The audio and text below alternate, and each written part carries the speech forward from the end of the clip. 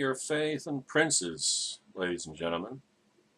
Don't trust men or women. Human beings are fallible. They make mistakes. They screw up. And many aren't to be trusted. This particularly applies to Donald Trump. And that's really one of the great ironies of Trump mania. The people who are Donald Trump's most rabid supporters are the ones he is going to betray the most. Because he will not do for them any of the things that he's promised. He will not deliver on anything. He has no intention of delivering on anything. Trumplicans were used by Trump to hostilely take over the Republican Party, and they're going to be tossed aside, they having served their purpose. Donald Trump's purpose is to seize control of the Republican Party and take a dive in the general and guarantee the election of Hillary Clinton. That's Donald Trump's purpose in this campaign. He will fail the heroes who endorsed him. That's as simple as that. David French, yesterday, nationalreview.com. Listen to Trump's words, don't be misled by his attitude. It was hard to watch yesterday's convention coverage, and not mainly because of Melania Trump's alleged plagiarism or the third world-style party governance used to suppress dissent. It was hard to watch American heroes endorse a man who will fail them. It was hard to watch American patriots fall hard for a man who promises a foreign policy every bit as bad as Obama's and probably worse than Hillary Clinton's. To watch men and women such as Mark Geist, John Teagan, and Pat Smith speak is to be reminded of the extraordinary costs of Mrs. Clinton's and Obama's foreign policy, where leading from behind often meant let jihadists take over. The failure to exert American power not only left Americans exposed and vulnerable to attacks by two-bit Islamic militias, it had the staggering strategic consequence of squandering hard-fought American gains in both Iraq and Afghanistan. But to listen to Donald Trump, to actually listen to his words rather than be impressed by the aura of his manly swagger, is to realize that he stands to make things even worse. His foreign policy takes leading from behind, magnifies all its failures, and repackages it as America first.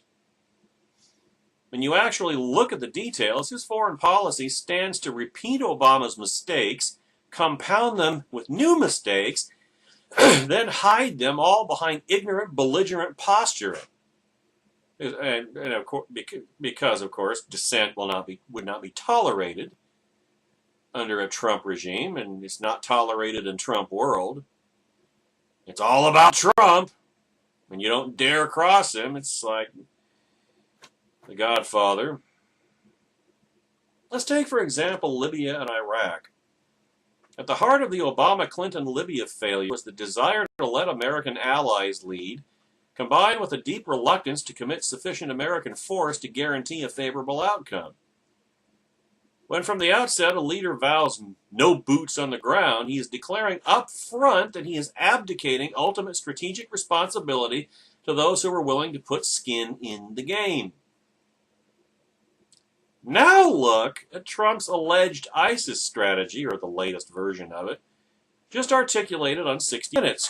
Quote, Trump, I'm going to have a very few troops on the ground.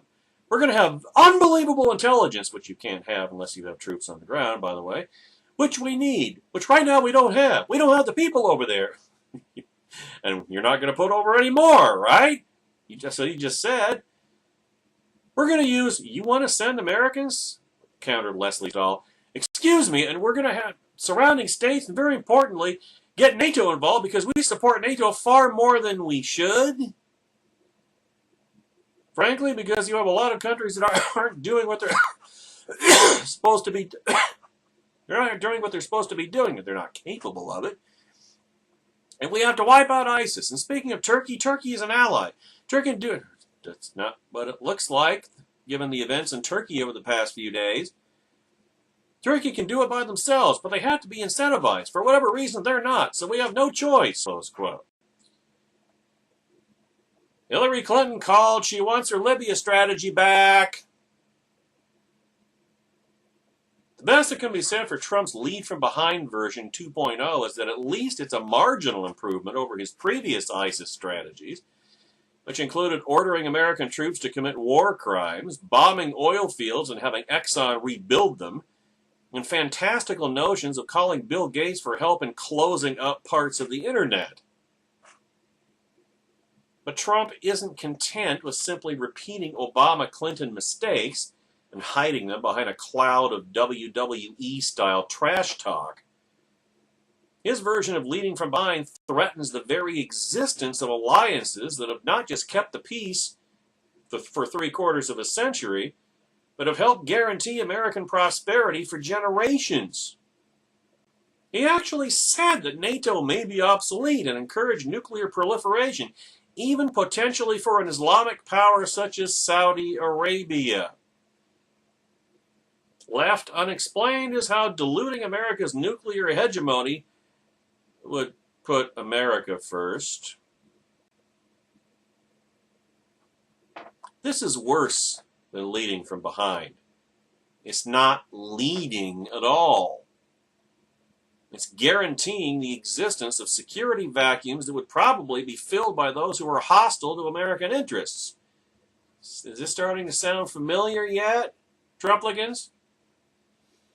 Trump's admiration for Vladimir Putin is well documented, and close advisor Paul Manafort lobbied for the Ukraine's Russian-backed former president for a decade. In fact, the Trump campaign had opposition to Russia and providing military aid to Ukraine against the Russian invasion stripped out of the party platform this week. Indeed, Trump loyalists helped strip from the Republican platform language that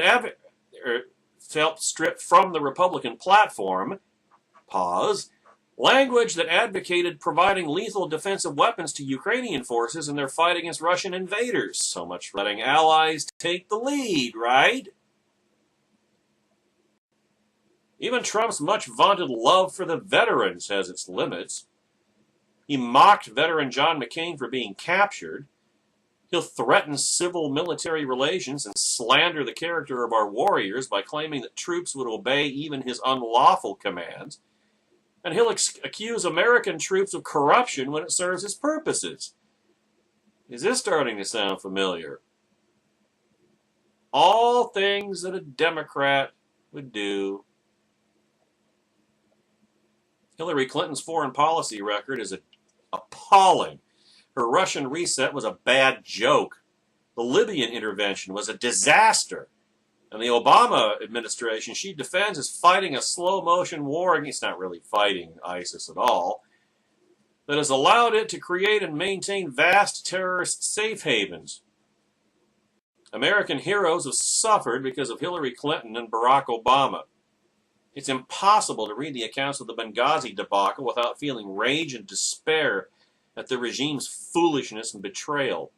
Mrs. Clinton deserved every syllable of Monday night's searing indictment, but Donald Trump does not merit a single word of praise. Again, just because Hillary's awful, that doesn't validate Donald Trump. A plurality of Republican voters and the majority of the Republican establishment have chosen to answer a disaster with a disaster. Behind the slogans and behind the belligerence, there exists a singular and disturbing reality. A vote for Donald Trump is a vote for American retreat, for American defeat. And how is that any different than a vote for Hillary Clinton?